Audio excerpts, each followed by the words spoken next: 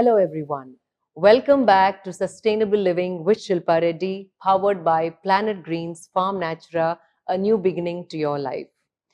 Today, on the next episode of Dates County Nature's Tycoon, I have with me an innovative entrepreneur who created an upcycling revolution in India. Being early in the curve, after facing a lot of challenges, this brand has scaled to heights. Let's welcome one of the founders of Neemans, Amar Preet Singh. Hi, Amar. Welcome to my show. It is so wonderful to have you, and especially for a business person from a sustainable brand, I really get excited to speak to. So, welcome to my show. Thanks, Shilpa. Thanks for having me here. I'm really excited to talk about sustainability because there's not many people here about sustainability. So I'm really excited to be on this show. This show is all about sustainability, so you can speak your heart out. Of course, yes, of course, yes. That's the reason, because all the while from the last couple of years, we have been talking about sustainability, educating the consumers about sustainability. Right. So really, it gives a feeling that yes, we have accomplished something where we can talk about educating the consumers and consumers through this platform. Yeah. So your product is rather very unique, and in many ways I feel it's path-breaking. So how did this idea of sustainable footwear come about, and what kind of R&D was needed to launch this brand? So we, as two founders, we were majorly shoe fanatics. We were shoe lovers, and we wanted to all, specifically my other co-founder Taran. He had almost around a basement full of sneakers, 150 to 200 sneakers. He was very fussy about shoes, because the thing is, he used to say that I don't find a comfortable pair. Okay. So even after buying so many pairs, is it that I always used to ask that, why do you need to buy so many pairs of shoes? And he used to say that I don't find the right fit for me. I said that there could be some issue. So never used to get into the detailed conversation around it. One of our travel experience overseas, where we were traveling on a holiday with the entire family, we found that he was carrying 7 to 8 pairs of shoes. Okay. And that is where we realized that going on a Euro trip and carrying one full bag of shoes, it's crazy, because normally Indians, we are not supposed to carry a lot of baggage during the overseas travel. So that is when we started asking questions that, why do you need so many pairs of shoes? And that, I think, triggered the entire thought process. Let's do something around this space where we come out with an option for a consumer where he can take it right from the start of the day to the end of the day. So we were end consumers. We were not from the footwear space. We never knew anything about it. I was from education consulting background. He was from a technology background, and know nothing about the footwear space, no experience. Only experience was being a consumer. Okay. And that is when we started researching over it. So when we started researching over it, we thought that, why don't we do it on our own rather than hiring some top-notch consultants and they're doing the job for us and they're educating us. We said that let's decide on among places where the manufacturing hubs are in India and overseas. Let's go there and visit and understand the entire ecosystem, understand the entire manufacturing process. Okay. And when we understood the entire manufacturing process, what we got to know is that a lot of water gets wasted into this, a lot of carbon dioxide gets emitted in the environment due to the mass production of shoes. A lot of animal skin has been required to produce mass leather. So it's not good for the environment. Right. And with that, we are today's consumers. Why do we harm the environment to produce something? So our first idea was to produce shoes, but that doesn't mean we harm the environment. We wanted to have a comfortable footwear, but why don't we do something which is good for the environment? Okay. And when we started researching around it, there was nobody in India who was doing something around sustainability, or somebody who's making shoes made up of natural fibers, or something which is available within the ecosystem. Right. Or something which we can recycle, which is available in the ecosystem, something we can produce. So we found this entire journey to be very, very difficult, because we're not from the footwear space. We said, let's research it and go in depth around what we can do around sustainability. And that is when we started our first product, launched our first product, which is merino wool. Now, merino wool is nothing but it comes out of merino sheep. It's there from generations together, but it's been used in apparel line, but it's not been used in footwear in India. Yes, that's right. So we started working around few manufacturing hubs, and then finally understood the properties of merino wool, which is antibacterial, odor resistant. It can be wool without socks. It is great to the skin. Unlike the natural, what we hear about is the wool. Wool is always, you get a feeling that it is little itchy to the skin if you wear it directly. It is more or less associated with sweaters. But whereas merino wool is the softest version of wool. So it can be worn directly to the skin. It has a lot of factors in terms of being antibacterial, odor resistant. It can be worn without socks. It is really light. So we wanted to build that up and launch that particular product. And when we launched that particular product, it was costing around 6-7 grand. And Wow. yeah, because the thing is, being natural and selling it at a 6-7 thousand grand, it was very, very difficult to educate the consumer, and being new in the industry. So it was a challenging ride, but still we took it. Yeah. Wow. Yeah. That's commendable. Yeah. So, other than merino wool, what are the other sustainable products or fabrics that you use in production of the See, normally footwear? the first we started with merino wool. Next we started with, we wanted to look out for new, this is because the brand ethos is that we'll only pick up sustainable material products. Okay. So second, we thought that we should do with something which is there from generations, is cotton. Okay. So we call organic cotton. We picked up organic cotton and sourced that particular material and made our shoes. Third, we launched shoes and flip-flop made up of recycled tires. Now, recycled tires is something because tires are thrown in the landfills and they're just. I have a pair, by the way. Yeah. So it's there it's just thrown in the landfill. So we thought, why shouldn't we do something which is, we can use that and give it back, use it within the ecosystem, from the ecosystem, and give it back and create something which is within the environment. Okay. So that's how we created a flip-flop made up of recycled tires. Okay. Then pretty recently we also did with recycled plastic bottles. Yeah, that was very interesting for me. So recycled plastic bottles, what we do is we crush the bottles, convert them into chips, then probably convert them into yarn, and then finally make a shoe upper out of it. So that means 8 to 10 plastic bottles are used to make one upper. Okay. And we source the entire material and control the entire journey. Wow. And just pretty recently, we launched shoes made up of trees, sustainably grown trees. So that means you have sustainably grown trees in different parts of the world, and you have certified forest areas for that. And you can pick up those materials and make your shoes out of it. So it's sustainably grown trees. So no trees are being cut in that particular process. Okay. Yeah. And what are the limitations you see when it comes to design if you're using recyclable or sustainable materials? See, limitations in the sense, there are many, because the thing is, when it comes to fast fashion, you can just you have a lot of choices. When it comes to eco fashion, you have to be very watchful, very mindful that what are you picking up? Right. Does it really go with your brand ethos? Because the brand ethos is a sustainability to pick up products which are natural or within the environment and or can be used or recycled, recycled again. So it's a lot of R&D being done in that process. What happens is we do at least 6 to 12 months of R&D before launching any product. Wow. 6 to 12 months to understand that whether this product could be made of it. So let's say if we are researching any new innovation, if you want to bring, let's say for an example, this recycled plastic bottles. We research almost good 12 to 14 months before bringing it to the market. Okay. So it has a lot of challenges. How will it look at how will it attract to the skin, or how will it fit into the skin? Right. In terms of how will there be any skin rashes as such, or how would be the entire upper and all those things? We see that and then probably launch it. So it has a lot of limitations because the thing is a lot of combinations, permutations and combinations. That is very, very important. Yeah. 12 to 14 months of R&D. Yeah. Every time you launch a new product with a new material. Yes. So we have a complete R&D team who keeps working on new materials, new innovations, and completely sustainable materials. So that's something which we look out for. So it's just not that we launch a product, we're just launching it for the namesake of launching it. So we go in detail of every product. Wow. So how were you received by the VC market to begin with? And what would you say to young entrepreneurs who are looking for funding? What should they keep in mind?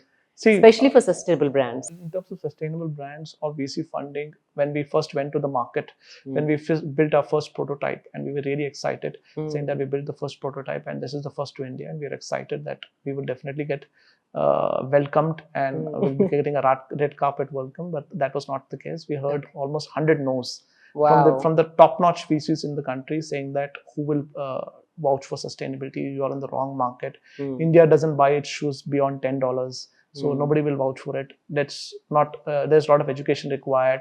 The price point parity is there. You're too expensive.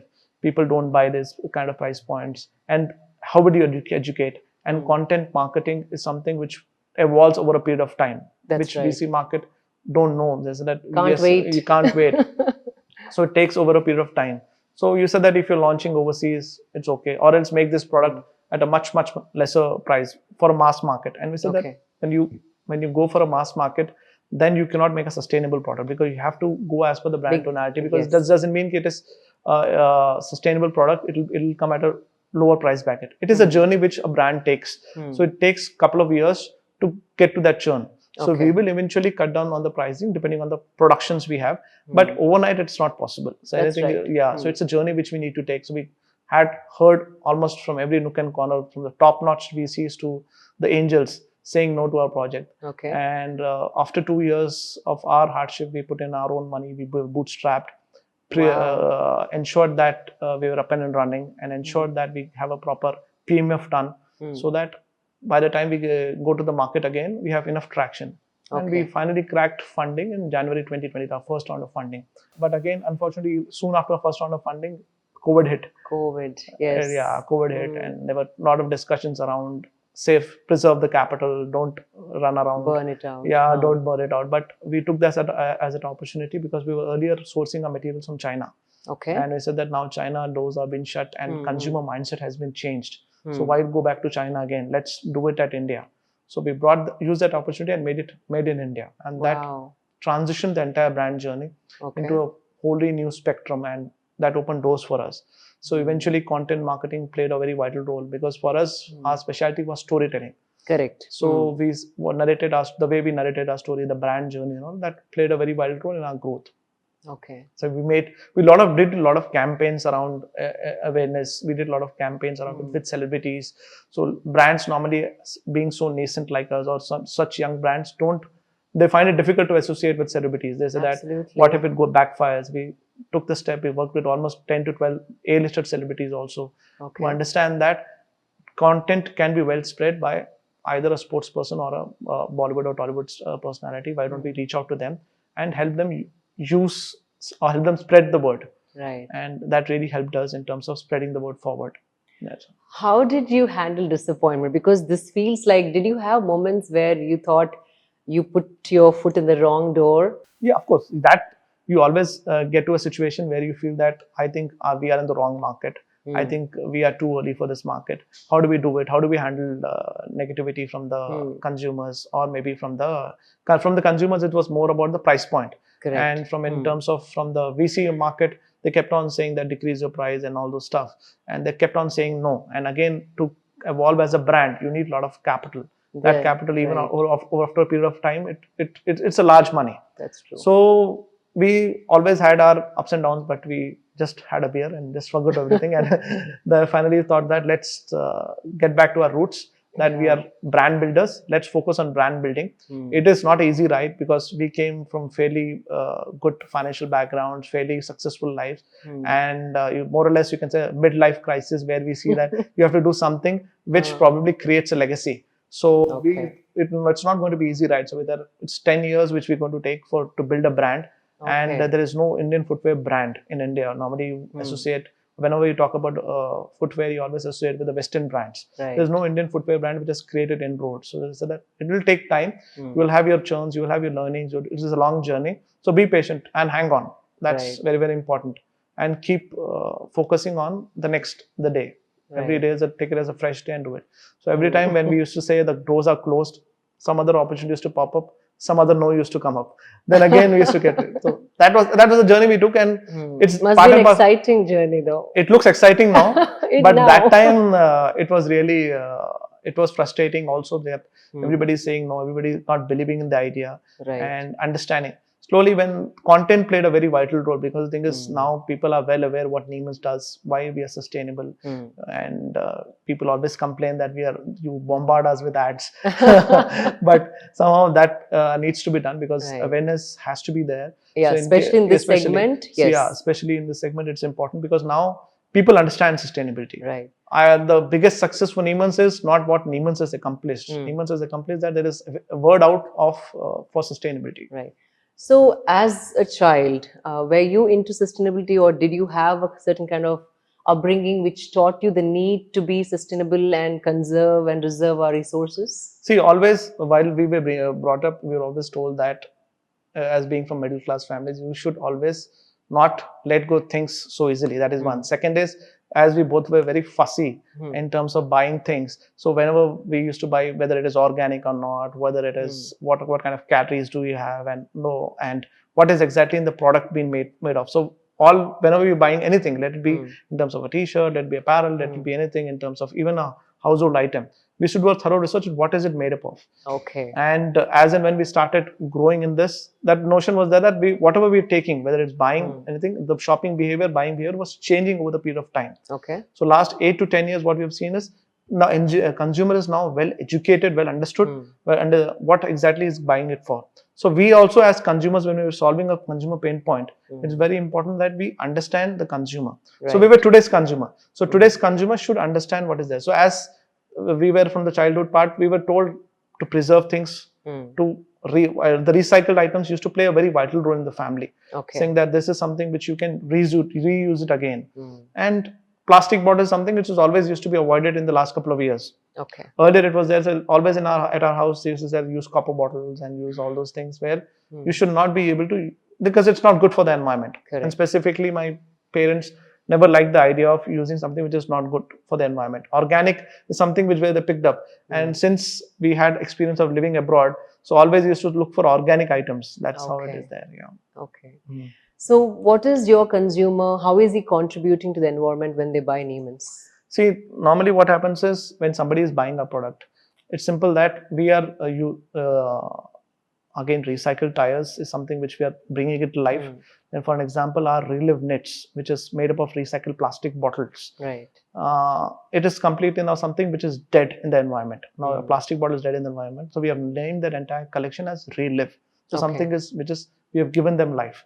And in this process, we have almost sold close to good 6 to 7 lakh pairs of just shoes made up of recycled plastic bottles. Wow. And more or less, we have recycled close to 10 to 12 lakh bottles already. Pet bottles. Pet bottles. Okay. So the consumer is indirectly ensuring that recycled bottles are going back in the environment and they're not misused. Similarly, when it comes to somebody who's buying a tree sneaker, which is made up of sustainably grown trees, we plant a tree for every purchase. And that is available, data is available on our website, and we share it with the consumer saying that so and so plantation drive we have done, though that's been launched in the last just 6 weeks back. But we do that as an activity, monthly activity, that this month so and so pairs have been, so and so trees have been planted at so and so areas in India, and we give a proper detail around it. And we are using an NGO for doing that. Oh wow! And the consumer is also aware as to what's happening, where is the plantation is being done. Yes. So we have tied up with Donate Cart, and they are doing this activity for us. Okay. What is the most gratifying moment of your business? See, again, the gratifying business is something which probably there are many. Okay. And the consumers liking our product. Okay. And the top-notch corporates like Mr. Mariwala really loved our product. Okay. And third is like you get to whenever there's an end consumer who's happy with our product. That is something which is always very satisfying for us. So what is that one thing you want to tell all the sustainable brands to watch out for? See, one is there's a lot of difference between eco fashion and fast fashion. So eco fashion requires a lot of patience, and you need to do a deeper understanding of what kind of materials you're using, because at the end, the consumer is buying your product. Definitely, he wants to understand what has been used in that and why is it been used. So don't be in a hurry to get the product out in the market, because normally what happens is fast fashion is easily available. There are a lot of manufacturers who do it, a lot of people who already believe in this space. But eco fashion is something, it takes a lot of time and it needs a patience. So you always look at the bottom lines, you look at the revenues and say that why can't we do it this month? Why after 3 months? Why 4 months? So don't just look for shortcuts and hang in there, and probably the entire market is going to adapt to sustainability in the next couple of years. That's what the stats say. Okay. No, that's a good advice, because most of them are in a rush. Yeah. To see results and also to launch the product. Yes. I think this segment or sector needs a lot more patience, and that's what your brand also done. Yes, because it's not about, see, we are as a brand philosophy, we don't say we should have a plethora of products. We have a very lean catalog, so that we don't want to give the consumer too many options and confuse them. Correct. Let's say you walk into a store and you see almost hundreds of pairs or something. You might be educated and taking care of what exactly you need to buy it for. But not every consumer does that. He just goes there, which is the most expensive one. Is the running shoe, if it is worth 10 grand, it could be really good. They don't really focus on the materials. They focus on what the salesman is saying. Absolutely. And they just buy it. That's right. So the entire buying process is not that well done in India or maybe overseas as well. So it has to be a lot of education and around the brand, around the materials. So similarly, we don't want to confuse the consumer. We wanted to give limited options, but that is made of the best of materials. Right. So very clear that in the next 10 years also we'll not have a plethora of products. We might be in different say we might be in apparel, we might be in different spaces, but we will not get into launching hundreds of shoes Right. in different categories. So they could be a good running shoe, they could be a good walking shoe, they could ideally we want to be towards a casual footwear space where people can take you right from the start of the day to the end of the day. Okay. So these huge international brands like Adidas, Puma, they're also coming up with sustainable, collections. So is there anything more that such big brands can do to add to sustainability? So it's really good that brands are adapting now to sustainability, because I've seen a stat which says by 2025, lot many brands either in apparel definitely would adapt to make sustainable products. The reason being is because the end consumer wants to get into sustainability or post the COVID era. Okay. And there's Adidas, there are a few other brands who have done that. And for them, it is just one-off collection. Yes. But for us, it is entire brand which is focused on that. So they will run stories around sustainability, but they overall as a brand practice will not be there. Okay. So we always will have edge over that, because the thing is all our entire products are made up of sustainable materials only. And slowly, maybe in the next couple of years, you might be seeing a windfall saying that yes, we should adapt and we should not promote fast fashion. Okay. But that will take its time. Yes. Yeah. So what are your expansion plans? See, definitely what we have, as the post the COVID era, the things have changed.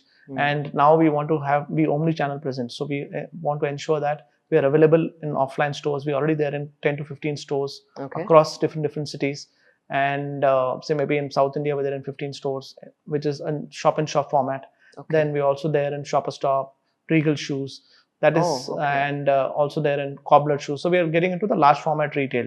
So soon you will see more of Neemans in the offline space. And maybe by the end of this year, we want to start opening stores. Okay. Yeah. So how would you define sustainability? See, for me, sustainability is adapting as a lifestyle. And sustainability, preaching it whenever you converse. And like I personally feel that whenever I talk around sustainability, it's not just about around shoes. Okay. It should not be around shoes. I'm not trying to sell a pair here. So it's all about adapting the culture, adapting what we are doing. And all the conversations around us depend around what we are going to say. Let's say, for an example, if I'm buying furniture for my house. So I might be preaching sustainability, but that doesn't mean I pick up a leather furniture. And since I pick up sustainable furniture, similarly, when I go out for any shopping, whether it's t-shirts or something, I always pick up bamboo, cotton, or merino wool. The t-shirt what I'm wearing is merino wool. So that way, everything has to be around sustainability. Okay. So even my kids, even at my family, even at my distant relatives, I keep on saying that adapt to that particular thing. But that is going to be the trend, and that's how it'll be. You'll have a steeper ride. Absolutely. Yeah. So with your experience, what would you tell young entrepreneurs who are looking out for funding? What should they keep in mind? See, one is whenever you look out for funding, see, yes, VCs and angels, or you have to first decide what kind of people you're going to invest, what kind of people you're going to pitch in. It's going to be VCs, mid-sized VCs, or large VCs, or angels, or you're going to pitch up to top-notch PE funds. Okay. So it all depends on the kind of market they are. Similarly, it all depends on you're approaching the right VC or not, whether he invests in your industry or not. Right. The major mistake what everybody does is they don't reach out to the right VC, because if he's sector agnostic, it's okay. But if he's not, then if he's into completely new technology and you're a consumer startup, so you should not approach. Second, I would be that do a proper TAM and do a proper presentation around it. And I would always recommend to do a traction around what you have done so far. So when it comes to consumer startups, it's always necessary to tell them about the traction what you have created so far. That's very, very important. And again, when it comes to technology startups, it's like if you're going to crack something, next big thing. So it's all about not traction, it's just about having the basics right. Right. So sector by sector, it is different. But always most of the VCs and the investors, when I have asked in the feedback part, they always suggest that there should be some traction. Especially sustainable brands, or generally any consumer I'm talking brand? about consumer startups, not sustainable brands. Okay. What about the sustainable sector? Sustainable sector, it's all about who is buying you. That's very, very important to you, and why are they buying? Okay. And again, it boils down to the traction what you have created. Okay. So that is something which they keep on asking. And again, how big this market is. They want to understand eventually your 1, 3, 5, and 7 year plan. And eventually 1, 3, 5 in 7 years, should not be about valuations. It should be also about what would you do in this particular this thing, and it's not also about the revenue. What kind of consumers would be opting you to buy, and how would you spread the word, whether it will be omni-channel, whether it be online content, what with the marketplaces you'll be approaching. All those things you need to be clear in your presentation. That is where I feel a lot of consumers miss out. They say that they want to do eco-friendly brands, they say that they want to do sustainable brands, but somehow they're too busy in making the product. I would always recommend, get the product to the market and keep churning around. If there is any upgrades to be done to your product, you can do that. But get the product to the market, get the word out, get the feedback from the consumer, and keep upgrading the product. Because there is I've seen a lot of founders getting to the perfect mix and wasting time in that. We did that in our initial years of 12 to 18 months, since we're not from the industry, trying to ensure that it is 100% perfect. Yes, you should ensure that it is 100% perfect, but it is even 80, 90% perfect. Get it to the market and keep improving. And it's a journey. It cannot be 100%. What I like, you may not like it. So it's at the end goal, it's like you have to ensure that it keeps the ball rolling. So what sustainable practices do you have at your workplace? See, normally whenever there is a new joining at our workplace, we always educate about sustainability. That we follow a lot of sustainable practices at our office, and we keep on educating their families and them in detail that why we are sustainable and what is our mission. Our mission is completely to focus on sustainable living. Our mission is completely to make sustainable products and reuse them. So something which is there in the environment, something which is there in the ecosystem, that also can be done. So we keep on asking for ideas. So first is, as the products what we have launched, we say that we pick up, we don't allow a plastic bottle being used at our office. Similarly, since we have a work culture, work-life balance, we tell them to wear Neemans t-shirts. If not wear Neemans t-shirts, wear a bamboo, cotton, or merino wool t-shirt. Eco-friendly t-shirts. And we do help them with that. So whatever materials is used in terms of at their workplace, we always give them when it comes to bags, laptop bags. We tell them that this is where you can get it, and we supply them as well. That is a free complimentary pair that you get on every new journey gets that with us. And as a kit. And the next thing what we tell is, we work with a lot of brands in terms of doing collaborations.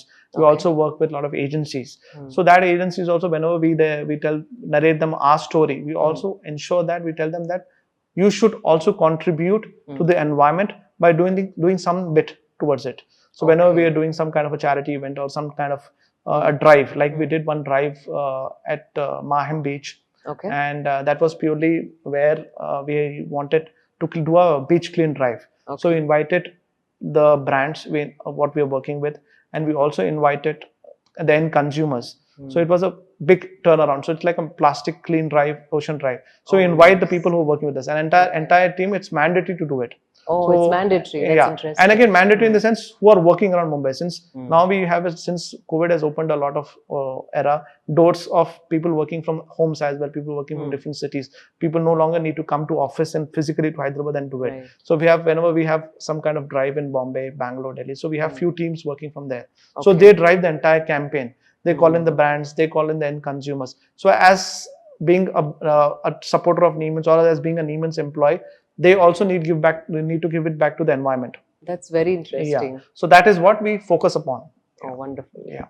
So last request, or rather I can say, I would like you to make one resolution on my show that you would follow from this point on. It could be a small thing, but anything that you would want to add to what you're already doing. I feel as a person, I sometimes feel 24 hours is not sufficient to talking to people. I talk to a lot of people on a day-to-day basis, educating my teams, updating them, training them on these things. And somehow I feel I am left with few hours and I have a lot to accomplish. And I feel that I should be going to schools and talking a lot about sustainability. Because that is where we can bring the real change. And I feel that today's consumer is, again, the Gen Zs, they are more adaptive towards the Western brands. How can we change it? That we should be able to go to colleges, schools, and do a lot of seminars. So that's on my to-do list from last 8-9 months. And because of COVID and because of all those other things, we couldn't do it. But definitely I want that to be as a resolution in this academic year for kids, wherein we go to schools. We already spoken to a couple of schools like Indus, Oak Ridge, and we have spoken to Oh, you them. did? Yeah, we did Wow. speak to them, and that discussions are still in pipeline, and definitely would like to adapt that and educate the word or send the word out in terms of sustainability. I think you gave me an idea too. Yeah, I love to do that. That's yeah, amazing. Yeah. Yes, yes. So because the thing is, if you want to really bring in the change, it's today's youth and today's Absolutely. They spend, students. they are the spenders. Yeah. So make them aware that what eco fashion, what is the difference between eco fashion? Yes, brand love will always be there, but definitely you need to start making sustainable practices or start understanding why we are talking about sustainability, because if not, over the years, the things will start changing really, really bad. Right. Yeah. Perfect. Yeah. Thank you so much. That was such an insightful conversation, and I just really enjoyed your journey and how far you guys have come and how many ups and downs you have seen. So this definitely will inspire a lot of youth who is watching this episode. So thank you again. Thank you. Thanks a lot, Shilpa, for having me here. I hope you enjoyed this inspiring conversation. Please subscribe to my channel. Stay tuned for more updates. See you all next week. Signing off, Shilpa Reddy.